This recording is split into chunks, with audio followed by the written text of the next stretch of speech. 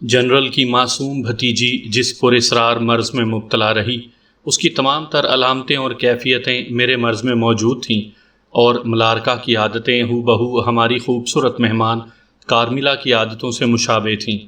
اس حیرت انگیز مماثلت کا انکشاف ہونے کے بعد میرے دل ناتواں پر کیا کچھ بیت گئی، وہ میں الفاظ میں بیان نہیں کر سکتی۔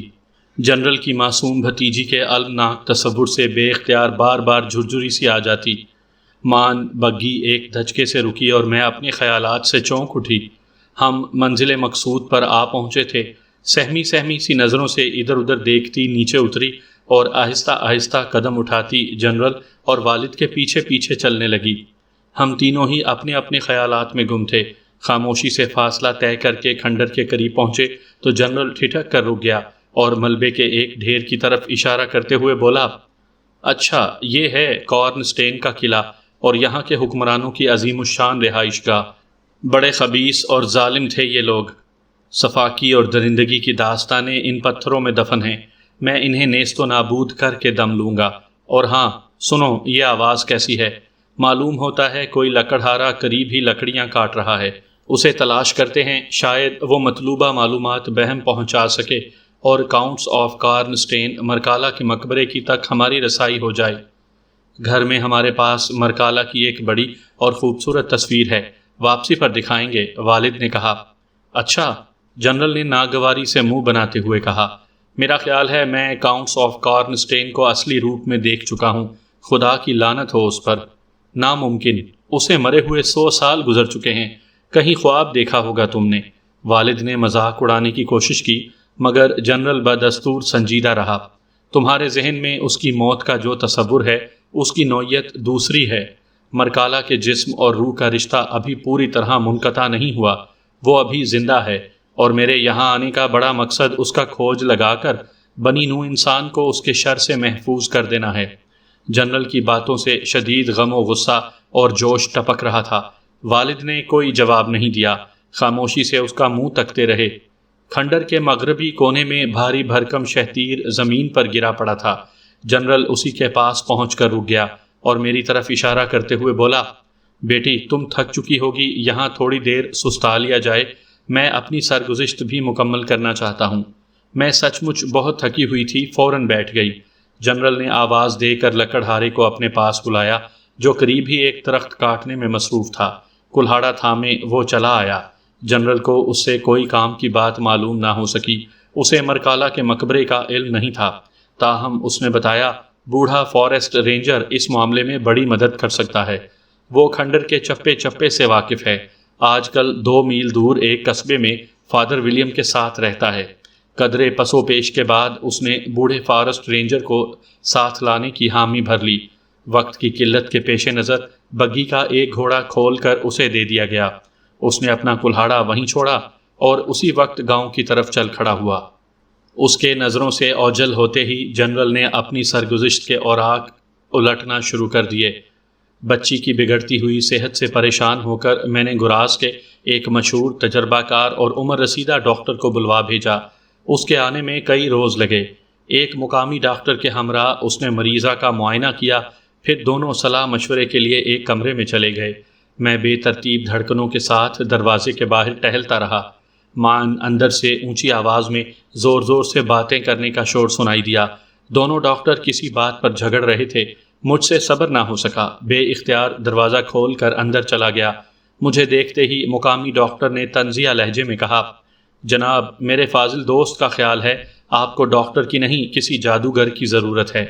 کچھ پلے نہ پڑا، حیرت سے بوڑھے ڈاکٹر کی طرف دیکھا۔ اس کے چہرے پر ناگواری کے واضح اثرات تھے، تاہم اس نے بڑی ملائمت سے کہا، میں مریضہ کے بارے میں اپنے نظریات کا تفصیلی ذکر بھی کسی مناسب وقت پر کروں گا۔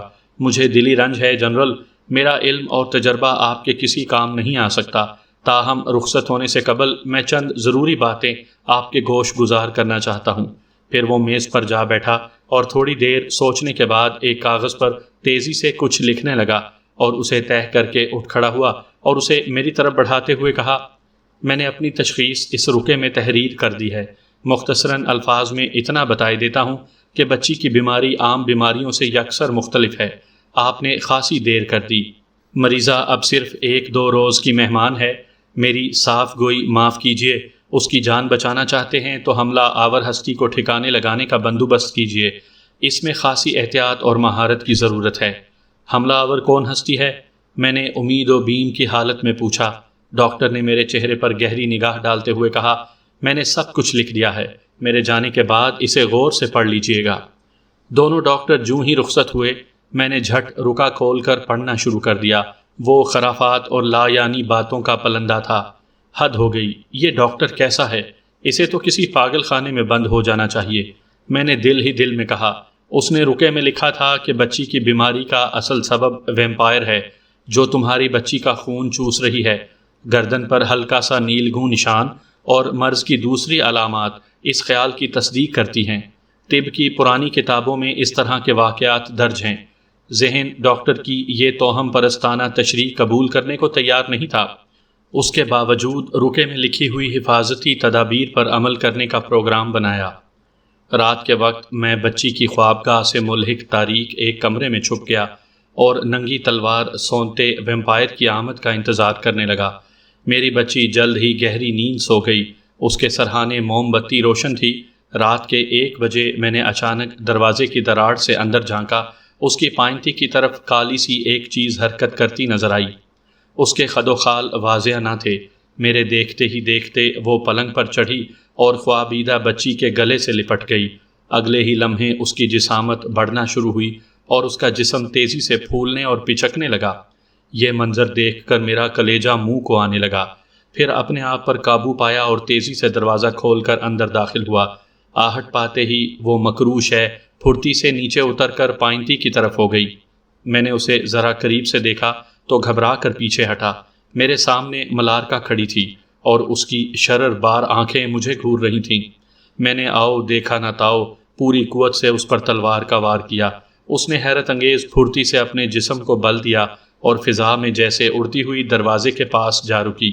وار خطا ہو جانے سے مجھ پر دیوانگی کا شدید دورہ پڑا۔ میں تیزی سے اس کے پیچھے لپکا اور دوبارہ تلوار کا بھرپور ہاتھ مارا، لیکن وہ اچانک غائب ہو گئی۔ تلوار دروازے سے ٹکرائی اور ٹکڑے ٹکڑے ہو گئی۔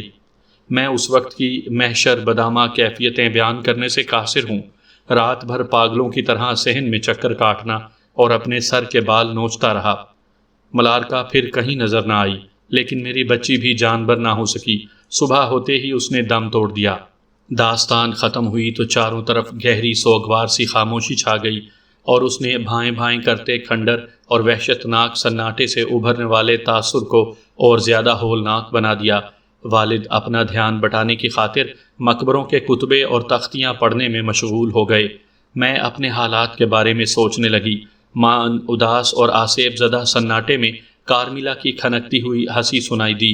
میں نے اطمینان کا گہرا سانس لیا۔ اس کے آنے سے کچھ سہارا سا ہوا۔ وہ مادام لا فونٹن کے ساتھ آئی تھی، لیکن وہ بلند ٹیلے کی اوٹ میں تھیں۔ ان کی آوازیں ہر لمحے قریب آتی جا رہی تھیں۔ ناگاہ پرانی اور شکستہ محراب کے پیچھے سے کارمیلا کا مسکراتا چہرہ نمودار ہوا۔ جنرل قریب ہی درخت کا سہارا لیے سر جھکائے اداس کھڑا تھا اور آنکھوں میں امڑتے ہوئے اشک روکنے کی کوشش کر رہا تھا۔ قدموں کی چاپ سن کر اس نے سر اٹھایا اور پھر اس سے پہلے کہ میں کارمیلا کو اپنی طرف متوجہ کرتی، جنرل نے قریب ہی پڑا ہوا کلہاڑا اٹھایا اور ایک گرجدار نعرہ بلند کرتا ہوا اس کی طرف لپکا۔ گرجدار آواز سن کر کارمیلا نے اس سمت میں دیکھا اور ٹھٹک کر رہ گئی۔ اگلے ہی لمحے اس کے چہرے پر شدید نفرت اور غصے کی علامتیں نمودار ہوئیں۔ مٹھیاں بھینچ گئیں اور یکسر مختلف شخصیت نظر آنے لگی۔ جنرل نے اس پر کلہاڑے کا وار کر دیا، لیکن کارمیلا نے پھرتی سے اچھل کر جگہ بدل لی۔ وار خطا گیا۔ جنرل دوبارہ حملے کے لیے کلہاڑا تول رہا تھا کہ بپھری ہوئی کارمیلا نے یکا یک جست لگائی اور اس کا کلہاڑے والا ہاتھ پکڑ لیا۔ جنرل نے اپنا ہاتھ چھڑانے کی بے پناہ کوشش کی، مگر بے سود۔ کارمیلا ایسی نحیف اور نزار لڑکی کے جسم میں بھی اس وقت نہ جانے کہاں سے اتنی طاقت آ گئی تھی کہ مضبوط تن و توش رکھنے والا جنرل بھی بے بس ہو کر رہ گیا تھا۔ دیکھتے ہی دیکھتے کلہاڑے پر جنرل کی گرفت ڈھیلی پڑ گئی اور کلہاڑا ہاتھ سے چھوٹ کر نیچے آ رہا۔ کارمیلا اس کا ہاتھ نفرت سے جھٹک کر چھلاوے کی طرح غائب ہو گئی۔ جنرل لڑکھڑاتا دیوار کی طرف بڑھا اور ٹیک لگا کر کھڑا ہو گیا۔ اس کی پیشانی عرق آلود تھی اور رنگ پھیکا پڑ چکا تھا۔ میں گمسم بیٹھی خلا میں گھورتی رہی۔ یہ سارا واقعہ اس ڈرامائی انداز سے رونما ہوا کہ کچھ سوچنے سمجھنے کا موقع ہی نہ ملا۔ اس پر حقیقت سے زیادہ خواب کا گمان ہوتا تھا۔ سامعین کرام، آپ سن رہے ہیں ایک خوفناک اور ڈراؤنی اردو کہانی کارمیلا۔ یہ اس سلسلے کی آخری قسط ہے۔ مجھے امید ہے آپ کو میری یہ کاوش پسند آئی ہوگی۔ آپ نے اگر ابھی تک میرا چینل مائی وائس سبسکرائب نہیں کیا تو ابھی میرے چینل کو سبسکرائب کر کے بیل نوٹیفیکیشن آن کر لیجئے تاکہ آنے والی ہر نئی کہانی کی اطلاع بر وقت آپ تک پہنچ سکے۔ تھوڑی دیر بعد حواس بحال ہوئے تو مادام لا فونٹن کو پہلو میں کھڑا پایا۔ وہ بار بار پوچھ رہی تھی، کارمیلا کہاں ہے؟ میں نہیں جانتی۔ 1 منٹ پہلے سامنے والی شکستہ محراب میں داخل ہوئی تھی۔ میں راستے میں کھڑی تھی، میں نے اسے واپس جاتے نہیں دیکھا۔ میں نے کوئی جواب نہ دیا اور مادام کارمیلا کارمیلا پکارتی رہی۔ جنرل ستون کے ساتھ لگا پیچ و تاب کھا رہا تھا۔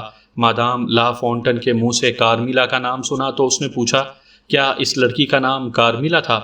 جی ہاں، میں نے مختصر سا جواب دیا اور اس کے منہ سے بے اختیار نکلا، ارے وہ تو ملارکا تھی، میری بچی کی قاتل۔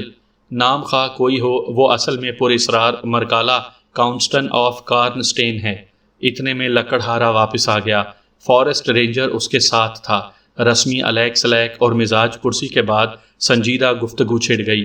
فارسٹ رینجر نے اپنی جیب سے طے کیا ہوا ایک بوسیدہ کاغذ نکالا اور اسے کھول کر ایک قبر کے تعویذ پر پھیلا دیا۔ پھر وہ سب اس پر جھک گئے۔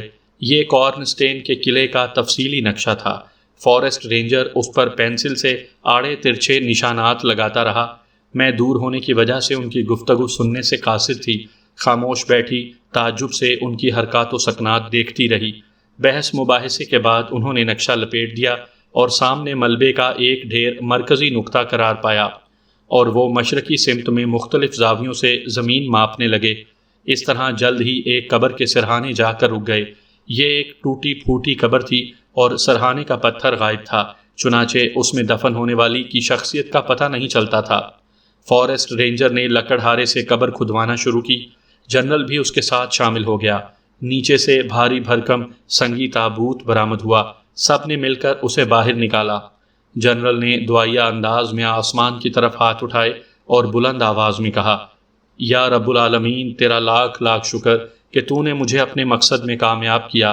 اب اسے ٹھکانے لگانے کی توفیق عطا کر تاکہ نوع انسانی اس خبیث بدرو کے شر اور کارستانیوں سے نجات پائیں۔ تابوت کا بالائی حصہ مضبوطی سے بند تھا۔ اسے کھولنے میں بہت دشواری پیش آئی۔ ڈھکنا اٹھتے ہی میں نے آگے بڑھ کر تابوت کے اندر جھانکا، لیکن ڈر کر پیچھے ہٹ گئی۔ وہاں خون ہی خون تھا اور اس کے بیچوں بیچ میری حسین و جمیل کارمیلا بڑے مزے سے لیٹی تھی۔ اس کی آنکھیں کچھ یوں کھلی تھیں جیسے وہ ابھی اٹھ کر بیٹھ جائے گی۔